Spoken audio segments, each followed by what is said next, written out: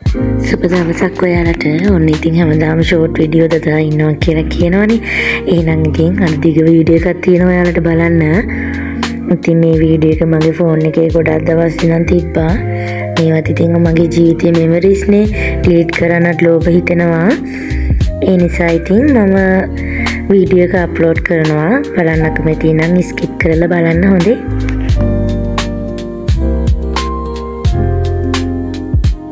මේ තියෙන අපේ අප්පච්චිගේ පුංචි ගෙවත්ත. ඉතින් මායි අක්කයි දෙන්නම ඔය ගෙවත් ඉතින් මලක්වත් ඉතුරු කරන්නේ නැහැ. හැමදේම කඩාගෙන ගෙදර අරන් එන්නයි හදන්නේ. ඉතින් දැමුත් ඔය අක්ක කඩින් ගමන් තමයි හිටියේ. ඉතින් ගෙවත් ඉඳලා එනකොට මේ බලන්නකෝ අපි දැකපු සිද්ධිය.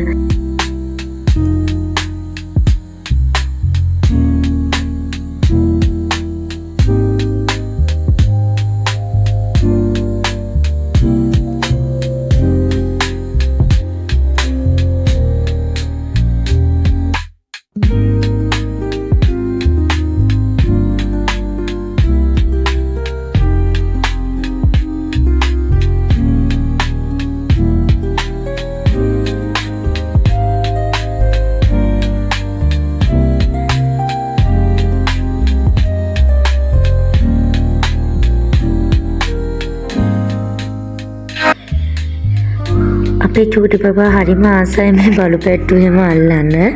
ඉතින් මගෙන් අහා ඉන්නවා මේ වෙලාවේ අම්මා වඩා ගන්නද කියලා. මං ඉතින් කිව්වා පොඩ්ඩක් ඉන්න. තව චුට්ටකින් වඩා ගන්න දෙන්නම් කියලා. ඉතින් බලන්නකෝ මේ බලු පැට්ටුන්ගේ තියෙන හුරතෙලේ.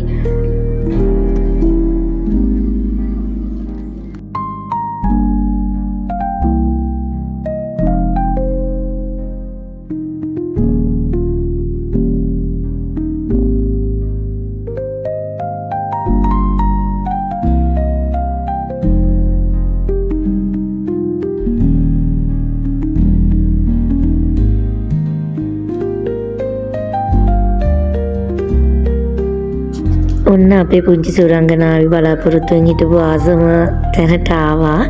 ඉතින් දැන් මං හිතන්නේ බඩු පැට්ටු ඔක්කොම කිරි බීලා ඉවර වෙලා. ඒගොල්ලොන්ගේ ඉතින් පුංචි වයසනේ.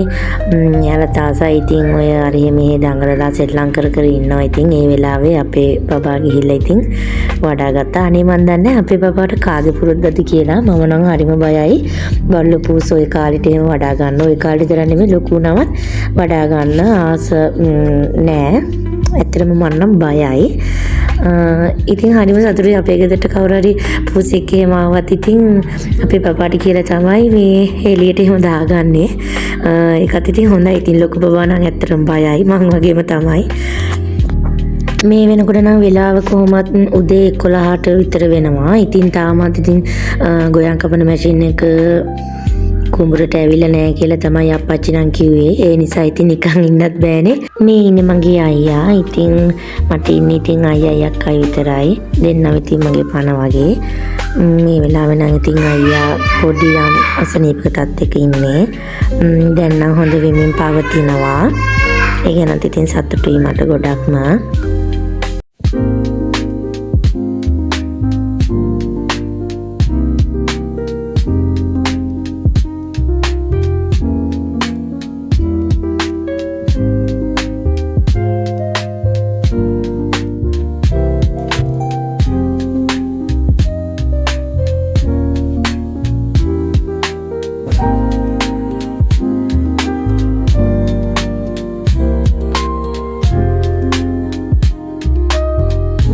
එන්නකෝ ඔයාලට හොඳ ෂූටර් කෙනෙක් පෙන්නන්න. මට දැන් මේ වීඩියෝ එක දැම්මම හොඳටම බණීට දැන් දැක්කොත් එහෙම බලමුකෝ මොන වගේ දෙයක්ද මට කියන්නේ කියලා. දැකපු ගමන් හැබැයි මට කෝල් එකක් අරගෙන බණී පුංචි මොනවද මේ දාලා තියෙන්නේ කියලා.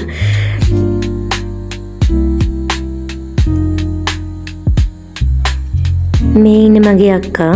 මට ඉතින් මගේ දෙවෙනි අම්මා. හැම නංගි කෙනෙකුටම අක්කා කෙනෙක් ඉන්නවා නම් අක්කා තමයි ඉතින් දෙවෙනි අම්මා කියලා මම විශ්වාස කරනවා ඒ නංගිගේ. මගේත් හැමදේම ඉතින් ෂෙයා කරගන්නේ මගේ අක්කත් එක්ක.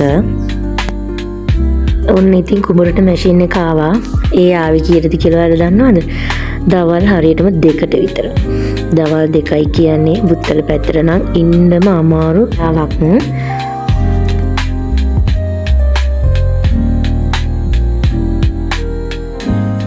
මොනා කරන්නද ඉතින් වැඩේ කරගන්නත් එපයි. ඔන්න ඉතින් මැෂින් එකෙන් අඩ නම් පටන් ගත්තා. ඉස්සර නම් ඔහොම නෙමෙයි. මට ඉතින් පුංචි කාලෙත් මතක් වෙනවා මේ වෙලාවට.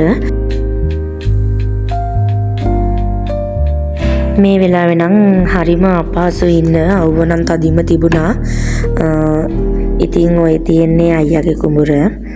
අයියාගේ කුඹුර ගොයන් කපන ගමන් තමයි මේ ඉන්නේ.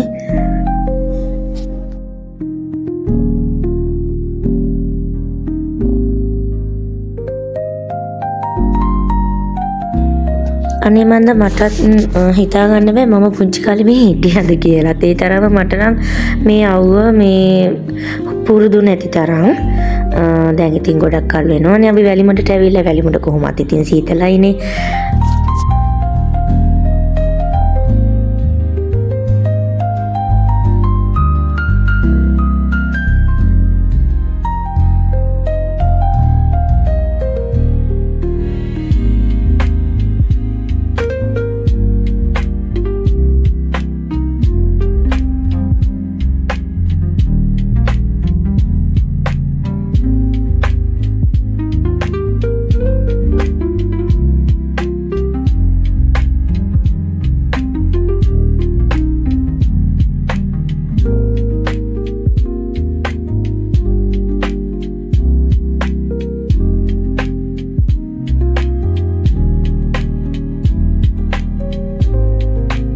ඔන්න පේනවනේ අපි වැඩ ඉතින් මේ වෙලාවේ හරිම කාර්යබහුලයි ඔය විදිහට ඔය වී මලු පුරවන වෙලාවට අප්පච්චිගේ මොත් ඉතින් චූටි බැනුම් ටිකකුත් අහන්න වෙනවා. ඉතින් ඔය වෙලාවට වී යට එහෙම පහ ගන්න දෙන්නේ නැහැ.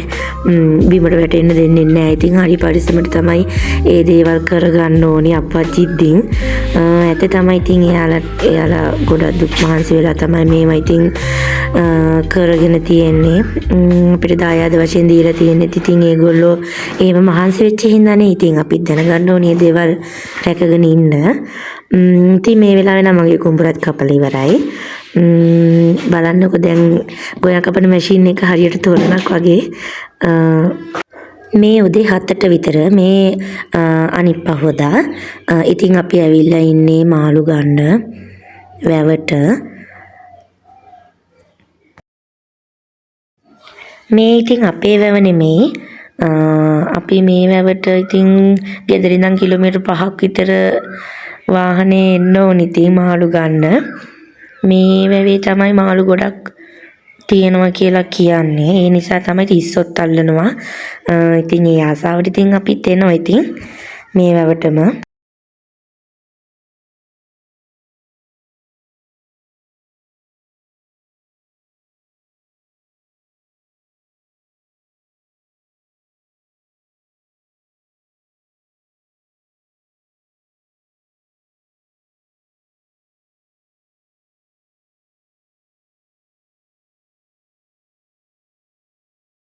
මේ වෙලාවේ නම් මාළු අල්ලපු මේ ඔරු ගොඩක් දුරින් එනවා පේන්නේ.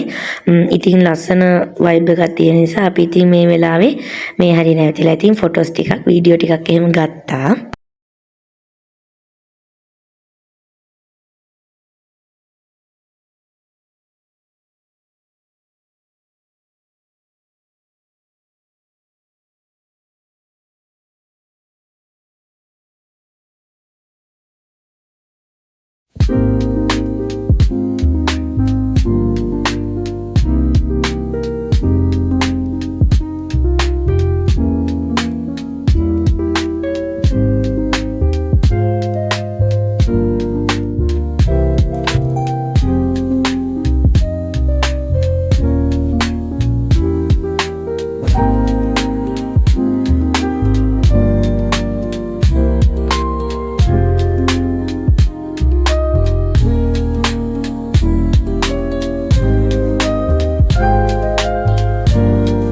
ඔන්න ඉතින් අපි බලාපොරොත්තු නොරුව නම් ගොඩට ආවා. ඒත් ඉතින් වෙලාව තමයි ඉතින් මාළු එදා ගොඩක් අල්ලගෙන ඇවිල්ලා නෑ ඉතින් මෙයාලා. මොනවා කරන්නද ඉතින් අපි දුරින් ඉඳන් ආවේ කිව්වමත් මේ ඔරුවේ ආපුවයි අපි අඳුරනවත් ඉතින් ඒ නිසා ඉතින් මං කන්න ආසයි කියලා මාළු ටිකක් ඉතින් මට නම් ගන්න පුළුවන් වුණා. බලන්නකො ඉතින් මාළු කන්න ඇවිල්ලා ඉන්නේ යාළුවෝ කවුද කියලා.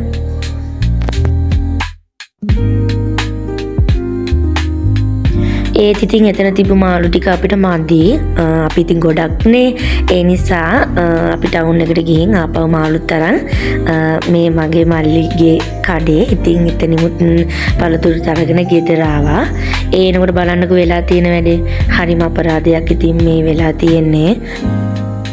මම සර්ච් කරලා බැලුවා මෙහෙම ලොකුවට දෙහි ගහක් තියනවාද කියලා. ඉතින් එතකොට තමයි මම දැනගත්තේ මේ දෙහි ගහට කියන්නේ ජපාන් දෙහි කියලා.